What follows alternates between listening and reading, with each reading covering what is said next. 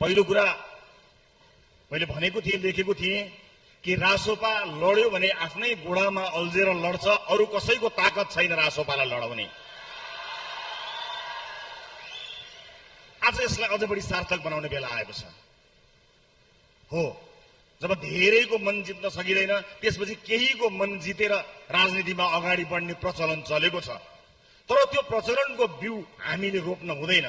त्यो बिउ हुर्कियो, बढ्यो, फुल्यो, फल्यो भने के हुन्छ भन्ने कुरा त भर्खरै हामीले देखिसकेका छौँ। त्यसकारणले गुट र उपगुट बनाएर हामीले त्यो बिउलाई रोप्यौं भने भोलि देशले दिने फल त्यो विषालु फल हुनेछ। र अघि पार्टीका वरिष्ठ नेताज्यूले भन्नुभयो जस्तै त्यो फल यदि फल्यो भने हामीले त्यो वृक्ष नै काट्नुपर्ने अवस्थामा हामी पुग्नेछौँ। यतिखेर हामी बेला ठिक समयमा छौँ, हामी ठिक समयमा छौँ साथीहो।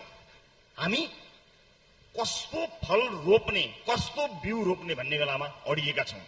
यतिखेर हामीले समग्र रूपमा कुनै गुट र उपगुटमा नलागिकन विगतका राजनीतिक दलहरूका अनुभवलाई हेरेर अगाडि बढ्ने हो भने म फेरि पनि भन्छु, रासोपालाई लडाउने अर्को कुनै पनि शक्ति अबको युगमा आउन सक्दैन। म यो तपाईहरुलाई निर्धक्कका साथ भन्न सक्दछु।